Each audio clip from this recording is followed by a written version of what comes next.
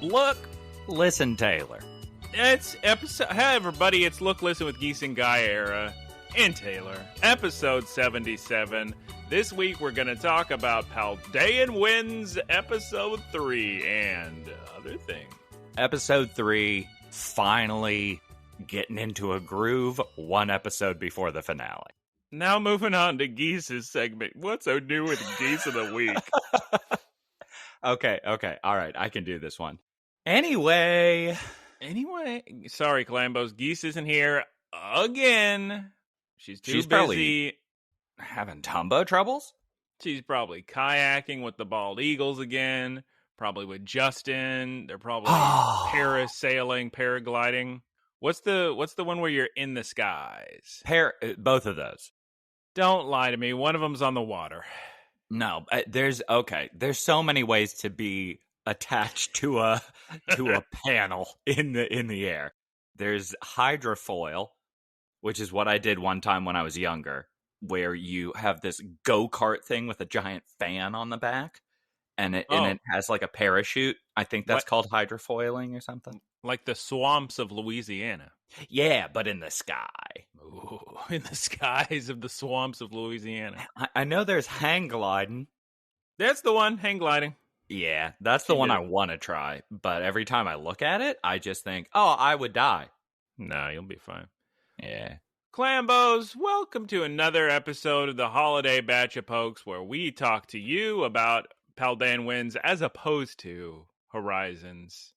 I think this episode's pretty good, but we'll talk about that later. First, what we gotta do is tell you all about looking, playing, eating, laughing.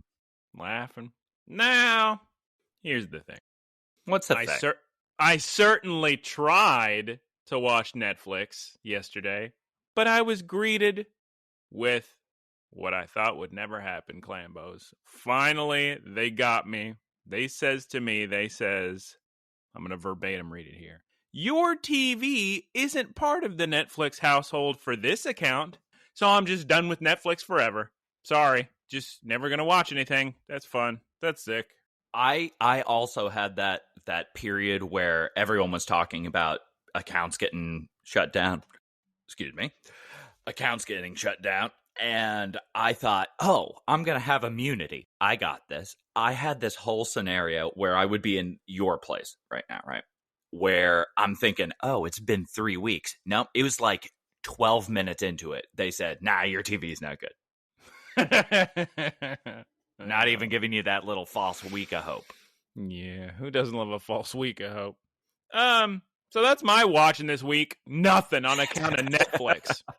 But in good news, video games, the whole weekend, the Scarlet Violet DLC 2 is out, and it's sick, and there's so many Pokemon to catch and so much to do, and you got new catching styles. You can throw the balls, you can walk around and swim and fight as your Pokemon with the Synchro machine. You can fly around like actual flying with Miraidon and Carryin. It's crazy. That's much more than I expected from a DLC. What a DLC. In eating this week, I had this terrible. I've been excited to try this for some reason. There's a company owned by Panda Express. As a matter of fact, it's so owned by Panda Express that when you walk in, it says, "Welcome to Panda Express" on the little, put your credit card in or your Apple Pay. Sounds like a Panda Express. It's called Uncle Tetsu's Japanese Cheesecakes, and it was so gross. Maybe I've forgotten that a Japanese cheesecake is not a cheesecake. It's just some bread, but I threw that in the trash because it made me want a vombo. What was bad about it? Well, A, it's not a cheesecake, which is what I was expecting. But B, I don't like it. Tasted, the best word I could use is quote unquote off. I was asking because I was wondering if maybe you had a similar experience to what I had with the eggnog that I tried from Costco this week. Could be, because it just sickly sweet or whatever. You go, yeah, this isn't, and I threw it away. So very exciting week this week, honestly. The Pokemon is very exciting. I'd love to be playing Pokemon right now, but we're so busy. We got stuff to do. I'm sorry. Golly, God, I want to. God, when am I going to play it? I don't know. All right, Taylor, let's move on to your eggnog and Grand Blue Fantasy or whatever you got to say this week. I have been watching some Grand Blue Fantasy Relink X verse, and Taylor's Anime Minute of the Week. Well, every time I hear Grand Blue, I just think the same thing as the Hoyoverse games, where I'm like, it's kind of like a freemium thing. It's not really my cup of tea. But I've been seeing the animation, and it looks amazing. It looks how I want my Tales games to look.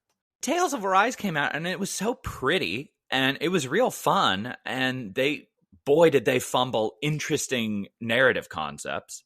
I finished that slog of a last chapter, and the DLC came out, and I thought, I felt burned out at the ending of Tales of Arise. I don't need to play DLC, which is big for me. I'm sick of DLC. Although everybody's saying the Ragnarok DLC is really good, and I need to finish it, and the story's great, so I guess I will. Yeah, I'll get around to that eventually, and I'll get around to FF16 eventually.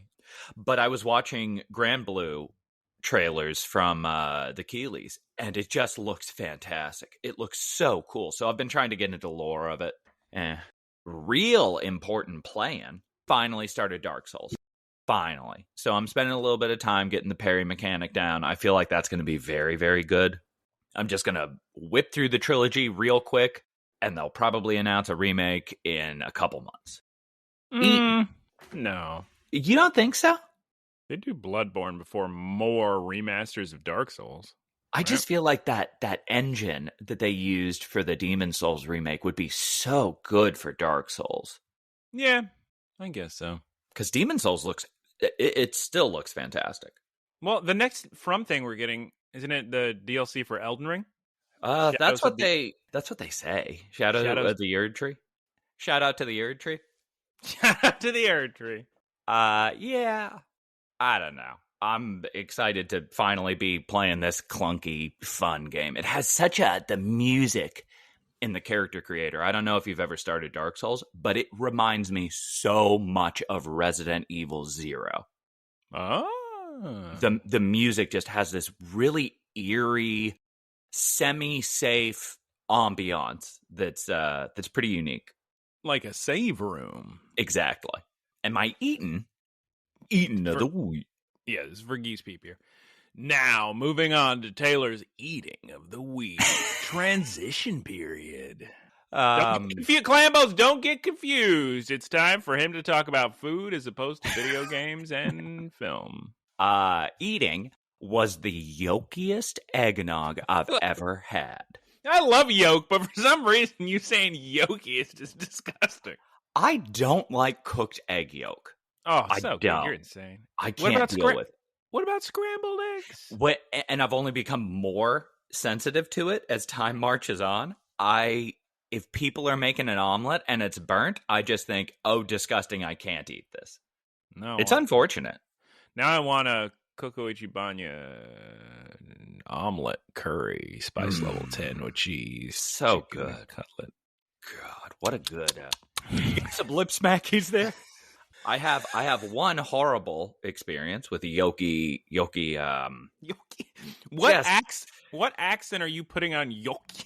That's not American standard. How would you say it? Yoki. But you're saying yoki. Yoki. Yokai. The Yokai Omelet Express eggnog from Costco. Don't get it unless you really like burnt egg yolks. Ooh. However, huh? I have found a new location for non-organic almond butter from Costco. You said non, and I got so excited. I thought you were talking about the Indian bread. They do have non, but mostly almond butter. So I've already eaten a jar and a half in 2 days. So bowel movements are unrestricted. It's a big old furrowed brow, and I thought, wait, I saw your face, and I was like, I need to stop what I'm doing. I was checking the date of the Master Ball distribution. Are you telling me you're done with your watch and play and eating of the week? Yeah. Jeez Louise, I guess we're moving on to Poke News of the week. Lambos, I am let's say I am not anywhere near a positive percentage on telling you that this information will be not outdated by the time you hear it. Let me try that sentence again. You can get a Master Ball right now in Pokemon Scarlet and Violet, so rush off and do that. Just go to Mystery Gift. You don't even need a code. Ooh. But the thing is, are you listening to this after January 3rd? If you are, I am so sorry, because I think you are, but what are we going to do? So I'm willing into existence you rushing off, grab all your Scarlet and Violet save files, download that free Master Ball. Do you know how valuable a Master Ball is? When you throw a Master Ball, does it give you a prompt asking if you're sure you want to throw the Master Ball? It certainly should. I believe it does in Pokemon Go, but main games, I don't think it. Maybe they do. I've never tried it because I don't use Master Balls. So, The Mega Elixir of the Pokemon franchise. It's just these days you have so many options for. Master Balls made more sense in the past, but now it's way easier to save before a Pokemon. I mean, a lot of people would use Master Balls on roaming legendaries, the ones that would flee, like Entei, Raikou, Suicune. They'd run away as soon as you saw them. Not till later did I realize, oh, you can have these whole setup strategies where you send out a Pokemon that makes it where they can't retreat, and then you do things to it to make sure you use moves on it so it can't retreat, and then you can catch it like normal. Very sick. God, Pokemon's sick. Yeah. You know, I've realized, because I was playing it a little bit last night, really like it, got my Charcadet, really exciting. I don't know the grid of weaknesses and strengths at all anymore. I used to be very familiar with it. Most are self-explanatory. Yeah, but like... Most are make sense. Steel and Fairy. Yeah, Fairies are real weak to Steel. You just got to picture a magical King Arthur knight killing some evil fairies. Okay. You got it. A King Arthur knight. That's what I picture. Killing those evil fairies with his Merlin wizard friend. But yeah, Violet's little system that I kind of chuckled at the first time, where I was like, Pokemon, I don't need you to tell me what Pokemon moves are super effective, has become entirely necessary for me. Yeah, you want that. Because you have so many Pokemon that are 2 types, so you got to account for that and then do the math in your head. And then they could terrestrialize too, and then they could be a regional form, so then their types are different. It's a whole to-do. The regional forms are messing me up so bad in Violet, because the last Pokemon I really played, was Pearl. Every time I see a Pokemon that has a different shade, I think, finally, a shiny. And every time, it's, nah. It's just how Tauros looks here. Yeah, he's a Paldean Tauros. But you can catch a Cantonian Tauros in DLC too. Very exciting. All right, Clambos, it's what you've all been waiting for. Episode 3 of Paldean Winds. Taylor, tell me the name of the episode in English. The episode of the first... Let me try that one again. The first good episode of the series? Just Breathe. Good. Looks like I've decided to make this very difficult for myself and leave kanji in here and not just kana. Something the old... Wait, I bet it's... This is a wild breath? I mean, this is a wild guess? Uh-huh. I think the title of this episode is... We have to see if he's going to land it. Iki o tsuku. Iki o tsuku, I believe, is the name of this Japanese title in Japanese. Terrific. Land it. Well, who's to say? We'll find out later, I suppose. All right, episode 3 is an immediate follow-up to episode 2, so I hope you listened to last week's. Turns out Aliquis did lose the battle. Way to go. Way to go, Meowscarada. 3 times in a row. Get rid of that dead weight. Jeez Louise. I'm still upset at the brother. Taylor's, of course, referring to Aliquis's brother, the man without a soul. The man who was born without a heart. Made all the medical journals. We now get a scene with Homa, or as we like to call him, Sophocles, on account of it's the same character from the Sun and Moon anime. Sophocles is in the newspaper club trying to submit his article about his friend losing 3 times. God, I don't know, that's kind of rude, huh? Just blow up his spot like that. And it was so funny because he brings his article about his friend, and he's not even talking about the personal growth or the sick lights out or the big emotional blow up in the middle of the match. He's just saying to lose 3 times in a row. Crazy. But the other newspaper kids, not interested in this story at all. Homa is rejected. Oh, no. Can you imagine doing your research, writing an entire article, presenting it, and somebody just saying, nah? Doesn't that happen every day in newsrooms across these United States? These days, I don't know if that it does. I see a lot of articles that are just like, yeah, you published whatever you wanted to. That's fine. But I feel like the process where there would be a newsroom, I feel like they would have said, I'm doing a story on this. And the editor would say, no. And if it was already done, they would read it over and say, nah, you got to change it. Well, yeah, they always do a bunch of editing passes on all those stories. Newspapers used to make me so nervous. The concept of them, as a kid, I would just be, and honestly still a little bit to this day, I would just be so nervous because I knew the newspapers had to get out so early. So I would just be picturing those poor people just nervously trying to get everything together all the time. And there's a deadline and they can't get it. And just got so scared all the time. The big old printing press. Just the concept of hot off the press was always terrifying for me. The concept of reading a newspaper was exciting, though. Yeah. Hey, for Pokemon fans out there, there was a Ralt and a Hatenna in the newspaper room with the 4 people. Now, the other newspaper children, sans Homa, Sophocles, they have interests in maybe more of a Team Star story. The terrifying Team Star. The evil Team Star, or so they believe. Must be stopped at all costs. The evil team of Scarlet and Violet. Quotation mark, questionation mark. Hatenna's kind of like a lie detector for a reporter, huh? That's a good point. Hey, but Quaxley is there to encourage Sophocles all day, doing his little dance, helping him out, saying, don't feel bad, I'm here for you, it's going to be okay. This Quaxley sounds very different from Dot's Quaxley. He sounds like a duck, just going, right. Then we cut to Aliquis and O'Hara in that empty classroom that they apparently own, because they are always in there alone, playing with their pokes. Fuecoco's snoozing. Aliquis, like every episode, Aliquis is apologizing for whatever he did last time. He's either apologizing or checking his phone. And O'Hara says, well, I'll tell you who you need to be apologizing to. That's my little baby Fuecoco right here. I was missing the Japanese voice audio so much. You can watch in Japanese. And just... Yeah, I know. 8 minutes. I guess Fuecoco accepts the apology. Seems to me. Kind of makes a little grunt. Says, huh? So that sounds like he accepts.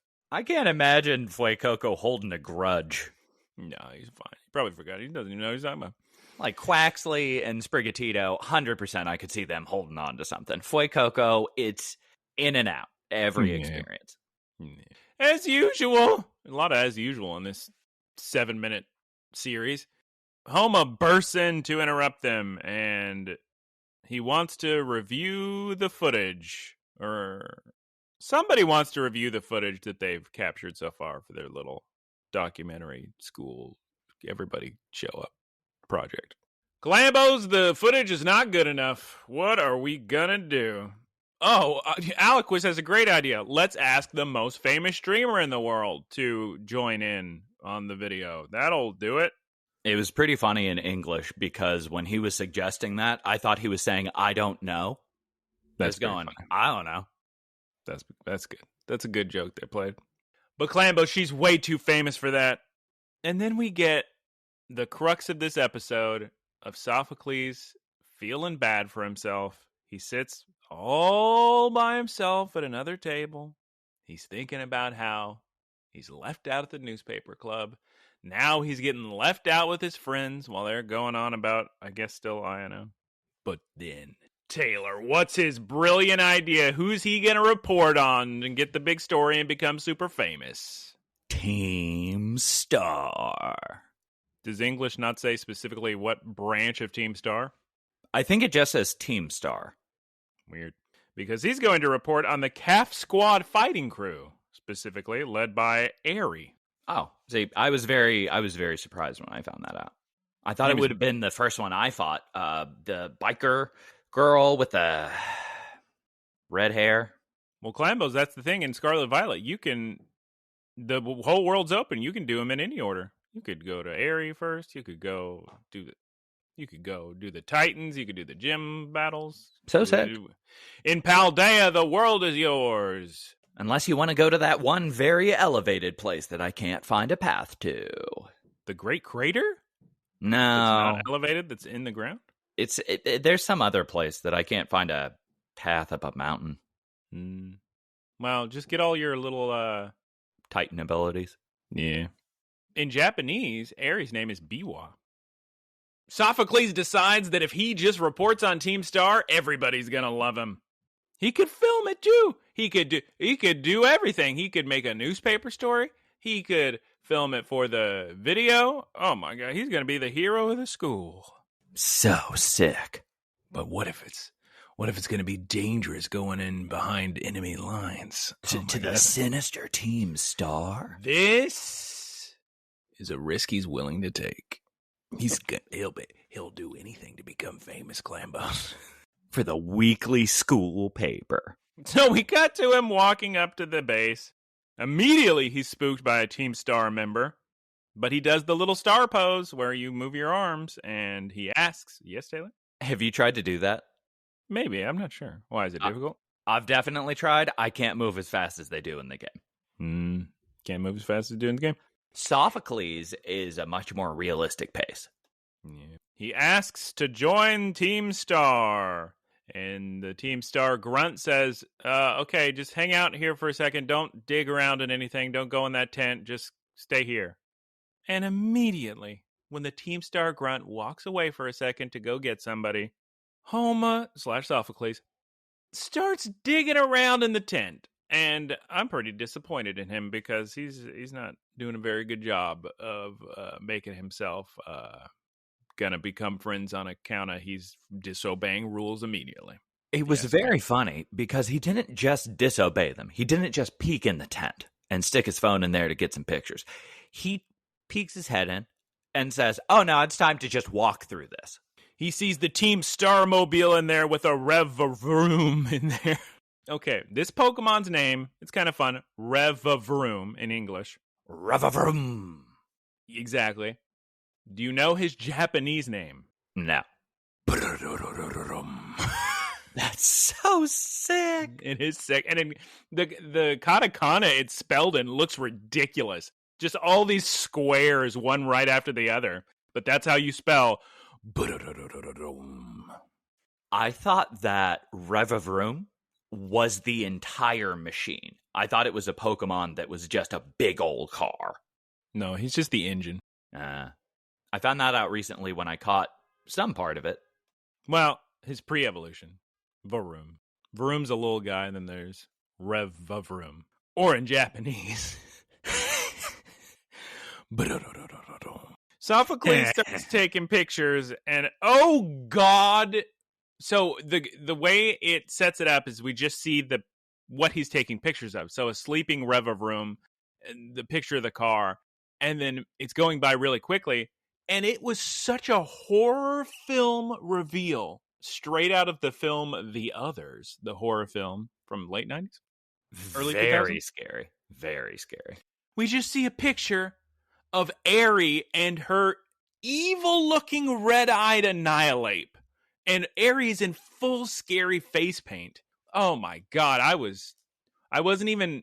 think I was looking at my notes writing, and I just see it out of the corner of my eye, and it just freaked me out so much. Fun little jump scare for the Clambos at home. Sophocles immediately screams, as any human being would do, which then scares a green plumage squawkabilly, who starts screaming and yelling and flying around in the sky. And that green plumage squawkabilly is going to come back a little bit later and do something I don't understand. I don't understand anything about those birds. What's the temperament of the green ones? Oh, my God. Hold on, let me look. Ask Geese. She's the bird expert. Green plumage squawkabilly temperament. Oh, you think he's going to have a temperament of likes to confuse people and be evil? Yeah. Like constantly flustered or anxious. The green ones form the most dominant flocks in the region. Blue are their bitter rivals. But yellow are the most hostile overall. They're all increasingly worse. That's very silly. Okay. The Team Star Grunt then shows up to yell at Sophocles for deliberately disobeying her. Way to go. To be fair, she's entirely in the right. But in a surprising twist, as the Team Star Grunt is yelling at Sophocles for sneaking into the tent, Aerie says, hold on, no need to yell, it's fine. Turns out this whole time, this horrifying-looking individual, the Team Star fighting base leader, is just a real kind, nice person. And she says, all right, you want to join Team Star? Let's get to practicing, because if you want to be part of Team Star, you got to be fit as a fiddle. Let's go run. And exactly like the character Sophocles from Sun and Moon, this character, Homa, also can't run. But Quaxley's doing a great job. Quaxley carries this episode pretty hard. Homa is walking by so slow that a phalanx passes him, and then Aerie, Annihilate, and Quaxley all just start lapping Homa as they're running around in circles across this bridge against the beautiful waterfall. I'm kind of surprised at how that archetype is still a thing. Nerd that can't run? Mm-hmm. They call him Chi-Gyu in Japan. Oh. What is happening on your end? There's a lot of rooms here. That'd be a sick Pokemon for Officer Jenny to have. Very sick, very sick. All right, now it's time to practice our Team Star poses. God, I need coffee so bad. I'm so sleepy. Maybe I should get... I'm just afraid of pooping on little shorts. Or in the not a chance. All right, hold on once. All right, so we're doing the poses. We got a Medicham here. Everybody loves a Medicham. Who doesn't love a Medicham? Fan favorite. You name me one person doesn't like a Medicham. You know, to be fair, I can't. All the stars are here. It looks like they invited a bunch of Team Star Grunts to join in on the practice session. I wonder what their manifesto is. Oh, well, if you play Pokemon Violet, they'll tell you. I'm getting through. It seems like everybody is just emotionally supporting the outliers of the school society. Okay, we are now in the most confusing, it's not a pun, but it works on multiple levels. The most confusing part of the episode. For some reason, please write in lukelistencast@gmail.com if you know the reason. For some reason, the squawkabilly we saw earlier goes into the tent to bother Revavroom. Revavroom. Well, every time I say it, it sounds like I'm saying it wrong. Like Revavroom. Revavroom. We should just stick to... Yeah, that one's easy. Okay. The bird is yelling at the car, squawking at it, and I'm thinking, what? Are you just trying to annoy it? But then we see Revavroom's eyes do the I'm confused symbols of little Dreamcast Burger King swirls. He wakes up, immediately goes into confusion. It was a very confusing thing. It gets confused. I'm confused. The car is confused. I'm confused. Taylor's confused. Hopefully, none of you are confused, and you can tell me what's going on. Oh, no, Clambo. Taylor, tell the Clambos what happens in Team Star if you have to take a break in the middle of your practice session. You gotta do extra. Is that what they say in English? It's something like that. Like you have to add extra work. One more round or something. We'll take the Japanese as canon. Clambo's terrible news. Sophocles is getting so tired he needs to take a break. But in Team Star, if you take a break, you have to start all over. Oh. No, what are we gonna do? Yeah, in English, they probably thought that's too cruel. Yeah, that's pretty brutal. Very, very funny. You were too tired to complete the activity. You have to do the whole thing over. Yeah. You don't understand the homework assignment? Now we're doubling it. Poor Sophocles, he's crying, saying, please no. But luckily, Quaxley's still having the absolute time of his life. He's posing, running, jumping, quacking. He's losing it. And he's about to save the day. He's having such a great time. Such the time of his life, so much that he evolved. Oh my God, into Quaxwell. Holy moly. Very, very cool how they're kind of illustrating that they were gaining experience. Ooh, smart. Through training.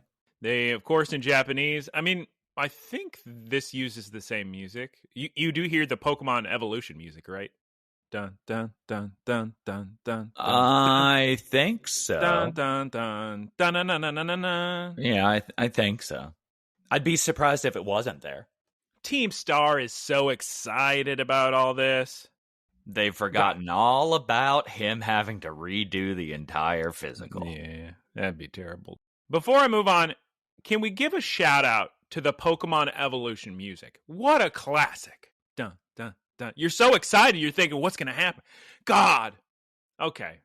I've said it before, I'll say it again. Real quick Poke-tangent here.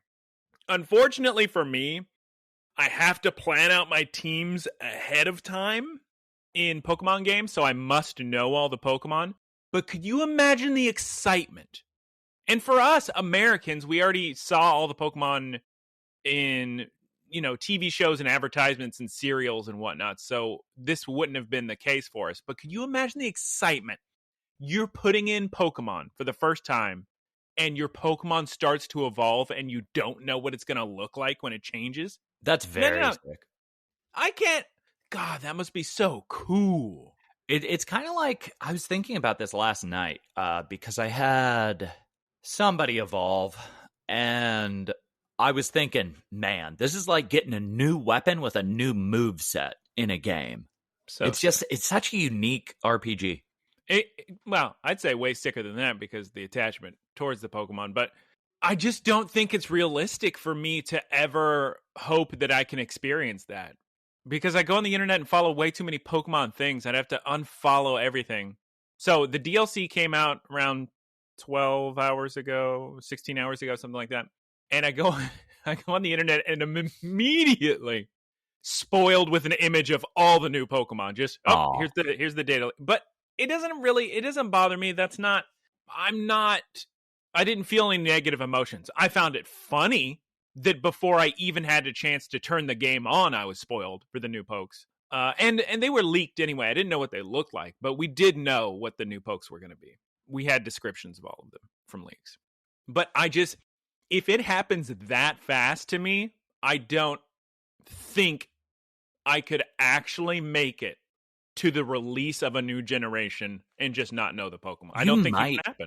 You might be able to, because there's a window where you're very, very likely to get spoiled, and if you make it through that window, you're good. Yeah, I doubt it. For me, anyway. For all the Pokemon stuff I follow. Anyway. It's very funny for me playing these games, because I see a new Pokemon, and I think, oh, what's that? Is that from this generation? Very exciting. Oh my God, back to the episode. It's that confused Revavroom. He's flying out with the whole Team Starmobile. Oh, Lord. Quaxwell looks like he's ready to fight that entire car, though. I appreciate the confidence of Quaxwell. And how protective he is of Sophocles. Very much so. So, Revavroom and the Team Starmobile's peeling out onto the field they're practicing in. Oh, no, it's gone wild. And now a very sick scene happens. Let's hear you. All right, you think it's so sick? Let's hear what you think it happens. Everybody on Team Star goes into containment mode, and Aerie runs up alongside this completely berserk automobile thing and just jumps onto it and feeds it a berry. Straight out of Mad Max. Yeah, she yells to her Annihilate, Annihilate, give me the berry! And Annihilate throws her a lumberry, and she throws the lumberry in Revavroom's mouth. And of course, as you Clambos know, a lumberry will make the status fix go away. Just so sick. And it was really funny because I don't even know if the creators knew what happened to Revavroom. So they were like, just give him the berry that fixes all of it. Yeah.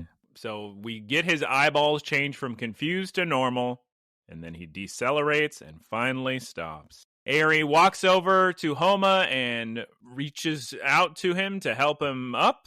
There is a verb for that. What is the verb to help somebody up by holding their arm and pulling them up? There's a verb, right? Reaches down, reaches, extends an arm. Sure, we'll go with that. Assists.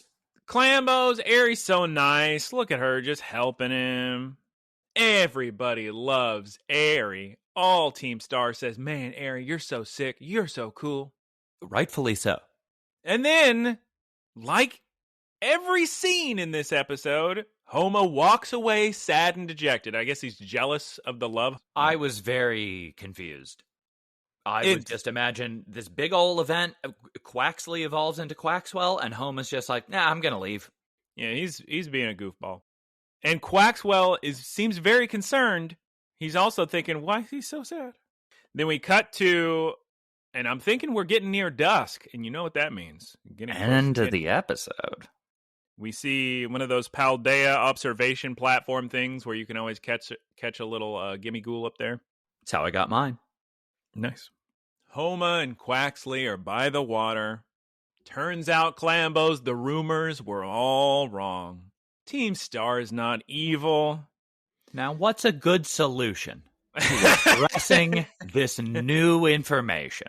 Why don't I just delete all the photographs I was yelling at my phone so hard, saying, what are you doing, Homa? In his mind, because they thought Team Star was dangerous, they're not going to want to run a story about, actually, they're just really nice guys. So he says, well, that story's not going to fly. Let me just delete everything off my phone. Under danger of expulsion. Just the most interesting story that we have access to. And he's like, nah, I'm going to let it be. Yeah, he's, for the quote-unquote smart character, he's not the brightest knife in the drawer. But he says to himself, what was the point of anything I did today? I don't got a scoop. I'm so sad. And at this point, Quaxwell decides there's only one way to cheer this boy up, and that is to perform interpretive dance in the sunset. Sacred art of interpretive dance is just ancient, mysterious, and effective. Quaxwell, this whole time, Clambos, we learn, has just been trying to cheer Homa up with all his dancing and encouraging and jumping up and down. Homa does do one thing that I think is something I probably wouldn't be able to do.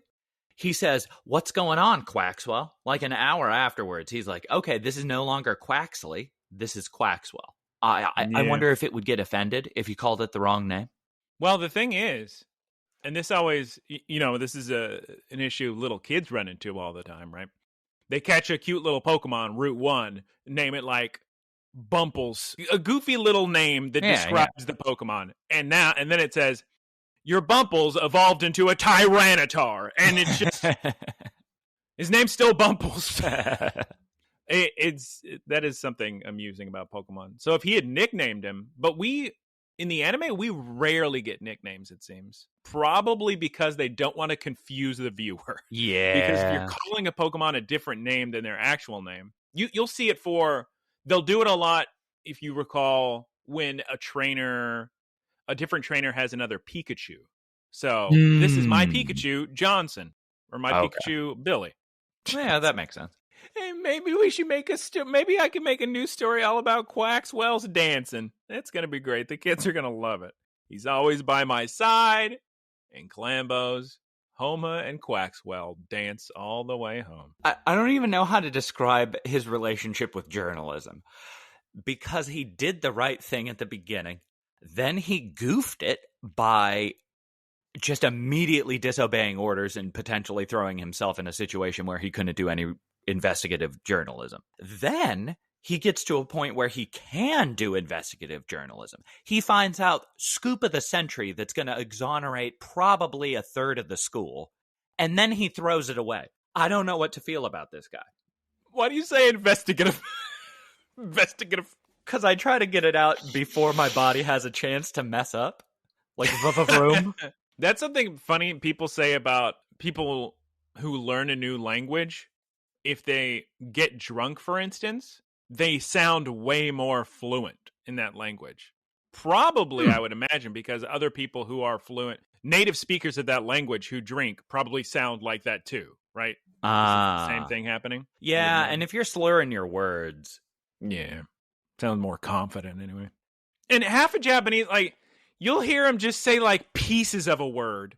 And the English is the same. Spanish is the same. Like, if you go to any taco truck, they'll say buenas instead of, like, buenos dias, buenas noches, whatever. I like any language that has a lot of contextualization within its speech, where you know that people aren't going to say as many words because everybody's familiar with the situation. Unlike English, where you spell out the whole road. The funny thing is, though, you don't want to teach new learners something lazy. Well, you don't want to get. So I'll give you an exact example. I'm in Japan at dinner with someone that is fluent in Japanese, and of course, you say "arigato gozaimasu," right? Okay. Well, they're just saying "gozaimasu." That's the only sound coming out of their mouth. Gozaimasu. And so I said, wait, well, hold on. Am I supposed to be just saying gozaimasu and not arigato gozaimasu? And they're like, no.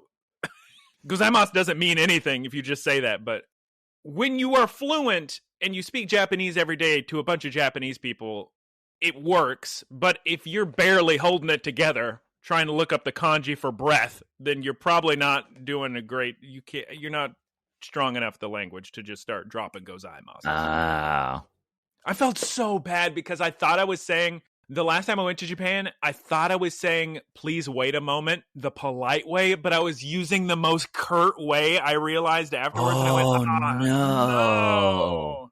I hope they realize, right? They must realize. Nope. That I don't. No. They're going to go home. They're going to make their kid do extra homework. What? Okay, where are we in the story here? Oh, right. We're cutting to Alquist. Oh, I forgot there was more. We're not. Yeah, you started. We cut to Alquist. He's staring at his phone like always, but it's just a black mirror waiting for a response from Ino. I guess she's not going to respond. But then Homa says, hey, guys, we can't just ask her to join in a video. We got to make a video she wants to be a part of. Something that's going to go viral. Something she's going to want to participate in. Something worthy of her participation. Homa's got very ambitious plans.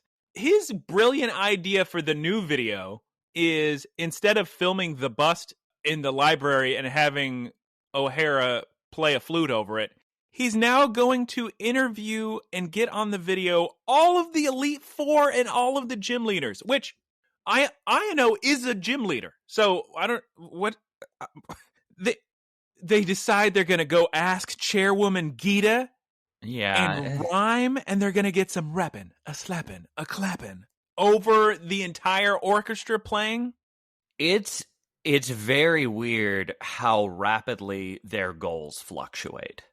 I mean, they got a point that this is going to be an easy viral hit. Yes. If you get the most influential people in the entire region all in your video, people are going to watch it. So Homa's got a point. Yeah. And he did just do something incredibly superficially difficult, which is infiltrating Team Star. Yeah. We learned the moral of this story is exactly what I was saying to Geese last week, which is that in Paldea, your learning comes from all over, not just the school. Your treasure hunt is inside of you. After you go walk around the region and do whatever it is that you consider important to you. Drop your flute. Evolve your Quaxley. Film all over. We're all connected. We'll start tomorrow. It's the friends we'll make along the way. We'll film everything. And that is the end of the episode. Oh my God. Imagine starting a journey and just immediately giving up on your goal and saying the real reward of this journey is going to be the friends we make along the way. I just can't believe that they go from, how are we going to make a good video? Man, this video isn't very good. How are we going to make it better? Let's take on the most monumental mammoth task known to man and find everyone in this region. It is very funny how he went from, oh, my friend lost 3 times in a row, that's funny, to top of Mount Everest. Well, good luck to him. We'll see what happens in the thrilling conclusion to Paldean Winds, episode 4, coming next week. Hopefully with Geese, you would certainly imagine so. This episode was better than episode 2, easily. Definitely. Compared to episode 1. I liked episode 1, though, even though Geese didn't. I thought the Titan was very cool and scary. There's a lot of pluses, I think, with the relationship between Quaxley/Quaxwell and Homa. Mm-hmm. But there is just goofy stuff that probably is bringing it down, like the entire Rev of Room getting confused scene. I don't really understand. But like you said, it was sick Mad Max, so yeah. What's your score of the week? Also, your opinion of the week. It's tough because episode 1 had so many things that were going on so quickly, and I didn't really like that. I liked how this episode followed a plot, and there wasn't a bunch of disjointed storytelling, and the stakes weren't ridiculously high until the last couple seconds. I liked the showy storytelling of the first episode as opposed to the kind of exposition in this one, but I'd say this is probably my favorite episode. And your score out of 100 on a 40-point scale? Same as the first one. I'll put it as a tie with the first one. What I say, 8, 80, 34, 24? Do I have to? We need to write the scores in the doc so we can keep track. Yeah, probably. Please write in looklistencast@gmail.com. Tell me what he voted for the score for the first nice episode of Paldean. This is a nice 8.2 out of 10 out of 40. Sure, 8.2 works. Maybe I'll give it an 8.3. Sick. 8.3. Price is Right rules. Price is Right. I'm not sure. I think Geese will like this. I think there's parts of it she will enjoy. Well, there's no direct conflict. What, you mean battle? Mm-hmm. Yeah. That'll really give it some points, I think, in its favor. That should be good. Overall, look, I'll wait till all the episodes before I make any grand sweeping generalizations about the Paldean Winds as a whole. You just wait for the last 9 minutes, 30 seconds. Yeah, it's going to be crazy. Well, Glambos, let's go ahead and move on to the wrap-up because some people got to play Pokemon Scarlet and Violet DLC 2, the Indigo Disc, and the Blueberry Academy of Unova. Hopefully you're playing that right now as you listen to this. That's what I would be doing. And it's wrap-up time. Please follow us. I actually haven't updated those social media things in a couple weeks, so I guess I should. But you can follow us, Look, Listen, Cast on Twitter, Instagram, and YouTube. Thank you to Keith for our artwork. You can follow him on twitch.tv/KeithSquared. Taylor, please read the rest of the things. Thanks, Professor Ticklebits, Thanks, Professor. No, you got it right the first time. For everything you do. Mostly the boilerplate. All right, just that part then. Thank you, our supporters. You can go to looklistencast.com and click the link for Spotify for podcasters, anchor.fm, and you can support us there monthly. Thank you so much. Also, there's a link on the podcast feeds. I'm getting scrolling on the dock. We're almost done. It's fine. Okay. You can recommend this podcast to your friends and family. No swear words to be found, so very family friendly. You can play it on Christmas morning over your Amazon Echo Alexa. Alexa, play Look Listen Cast, episode 77. I'd love to see a commercial for that. Yeah, well, I think there are. They get in trouble. All right, everybody, please send your questions to looklistencast@gmail.com. This week, we have another one from R. Define. He asks, Taylor, if you could live in any one fictional universe, which one would it be? Oh, definitely a science fiction universe. Firefly? Firefly's sick, but Firefly's just the Wild West. Yeah, that doesn't sound great to live in, huh? Star Trek is a very cool fictional universe. You could get Eggs Benedict out of the machine. Oh, wow. With my galactic credits. No, it's free, right? I don't know, probably. Are you kidding me? Oh, if Geese were here, she'd be giving you a talking to. It's a post-scarcity world. Remember, they don't have money. Oh, okay. Well, then, yeah, for free. Just unlimited. How come nobody's unbelievably obese? They can probably just press the button. Actually, did somebody just ask this question the other day? I feel like they did. I feel like in the last week, I saw somebody saying, wait, why isn't everybody obese? You get unlimited free food.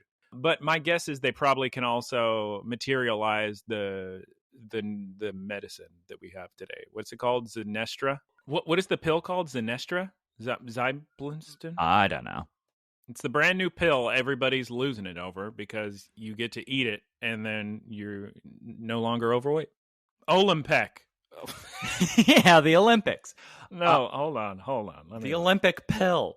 Pill I feel makes like you not hungry. Our personalities would probably change because of just availability. We wouldn't feel the need to like hoard anymore. It would probably change people's relationship with food. So there's not that endorphin boost. I type in pill makes you not hungry and I'm getting so many different things, but I'm talking Ozempic. There we go. I was close. Yeah. Ozempic's the big deal. And instead I saw semaglutide. Oh no, that is. Okay. Yeah, that's one of the evolutions of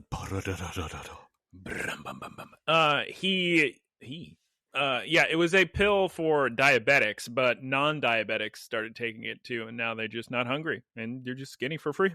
There you go. That's sick. For free. So your answer is Star Trek. I think so. There's probably a science fiction universe I would like more than that, but that seems like the best balance of a frontier style with science fiction. Yeah. My answer would probably be somewhere that's just the most safe. So where would you want to live where there's no danger, having a great time? And you wouldn't want to say something silly like Pokemon, because Pokemon's better as an entertainment and not real, because those Pokemon wouldn't look as cute, not in cartoon form. Wally was really safe. What's a sick world to live in? No, all the sick ones are so dangerous. Yeah, I mean, that's kind of the point of fiction. The Expanse, outside of the more catalyzing events in the story, seems relatively safe. But I'm also just thinking of science fiction. Because if you think about it, like, the elven regions of most fantasy stories are very safe. Like, even Lord of the Rings, they're all pretty safe. Sick fictional universe. Let me just live in... What's the most peaceful Final Fantasy region? Which one doesn't have... Probably, I mean, I guess most of them have a big conflict and war on account of you play a whole video game. A Chocobo dungeon. Or Chocobo racing. Final Fantasy VIII is kind of sick. Yeah. I'll go with Final Fantasy. No, they have big giant wars all the time and all those teenagers being sent to war. But it's kind of sick if you live somewhere. The problem is you're always on the cusp of a conflict. Because that city just looks so sick in Final Fantasy VIII. The one you're running around. Esther? Looks so futuristic and sick. Yeah. It's very sick. Bunch of cyborgs everywhere. Yeah, a bunch of cyborgs everywhere. I would say that one probably has the most consistent conflict. Darn. Where's a good place to live? Already fine. I don't know. I mean, all of the Final Fantasies outside of the big events are very peaceful. Like Final Fantasy IX is a very peaceful universe outside of the giant war that you're following. Yeah, outside of the giant war. So you want to say like post-game FF9, you're probably golden. Post-game FF9. Wait, I don't want FF9. I don't want to live in medieval times. But what are you going to be doing in medieval times? So it doesn't seem. Are there even toilets? Running jokes? In FF9? You do a post scarcity. You don't need to. Post scarcity. You don't need to medieval times. Yeah, you don't have to go at all. No, come on. I can think of a good answer. Hold on. Cat, dog, no. What's a good? Let's start at the beginning. It's a good world. Alex Mack. Yeah, that's just It's just our world with Alex Mack in it. It's just one kid in the Pacific Northwest or Ohio or something. Yeah, dinosaur show. That'd be so scary. That'd be no good. And no toilets. God, why do can I get a fictional universe with a toilet, Artie Fine, please? Just answer anything with the toilet. I've got my answer. A safe bathroom. I got my answer. You can't just say Tokyo. Firefly, but post-scarcity. So millions of years past the events of Firefly, and everything's safe and good. And I'm on a nice planet with a toilet. Yeah. Just give me a safe room that has a toilet. Yeah. Give me a nuclear bunker. You know what? Cloverfield paradox, but nobody breaks out. There you go. Yeah, I just want a toilet. Okay, thank you so much, Artie Fine, for your question. It's now time for us to say goodbye because I have to use the restroom. All right, Goodbye, say everybody. goodbye. Say goodbye, Geese. Goodbye. Goodbye. Goodbye. Goodbye. Bye-bye.